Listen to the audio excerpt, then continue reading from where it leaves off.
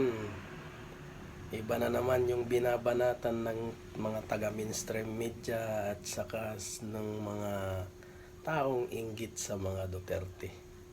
Ito ay ang traffic daw is mas worst kisa sa Maynila.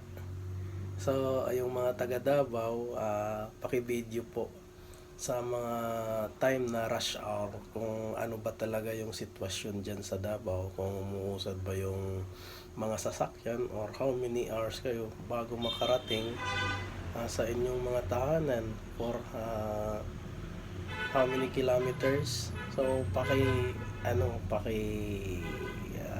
detalye po yung mga sitwasyon, and then pumunta dito kayo sa Maynila, and then i-video nyo rin yung sitwasyon in time of rush hour kung alin ba talaga yung mas traffic, yung Davao or yung Metro Manila, para natin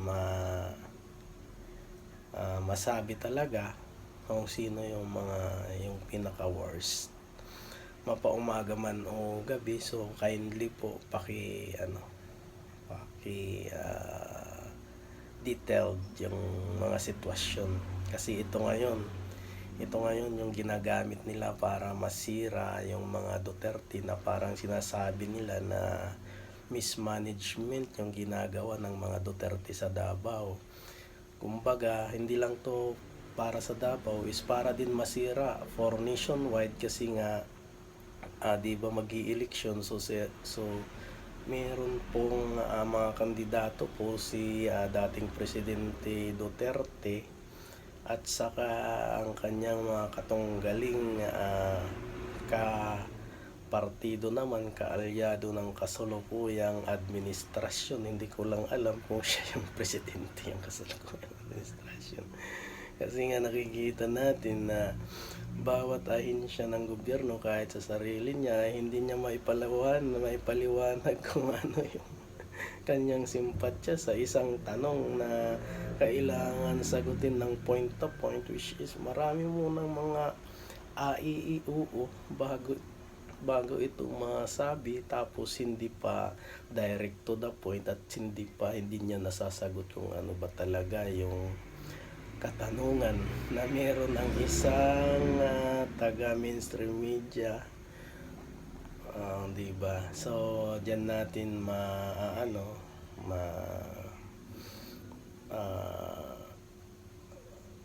maipapatibay kung ano ba talaga, di ba? Kung anong klaseng pagkatao si BBM, kung anong klaseng merong pamumuno si BBM, at kung anong klaseng meron pamumuno yung mga Duterte, kung anong merong klaseng mentality si BBM, common sense, at kung anong merong klaseng common sense yung mga Duterte in time of critical question, diba? So yun na lang po muna ang aking masasabi, ay good luck Pilipinas, dahil na andito tayo sa sitwasyong parang papunta sa kawalan, diba? Dahil nga sa 2025 GAA na pinirmahan ng ating mahal na presidente ko, no? Diba? So ang mga pinaka-importanting ahensya ng gobyerno, katulad ng edukasyon, yung mga scholarship, yung ating pagmo-modernize sa sandatahang lakas ng Pilipinas, isa lamang po yun sa mga binawasan ang bilyong pundong budget. At saka mas pinaburan nila yung walang kwentang, walang kakwenta-kwentang, hindi naman talaga nakakatulong na AX tupad, na ang tupad, nakikita ko yan sa mga kakalsadahan. Minsan pag naglalakad-lakad ako, hahawak ka lang ng walis tingting, tapos magdadampot ka lang ng isang pirasong balat ng pinagtapunan ng supot ng chichirya, pipicturan ka na, yun.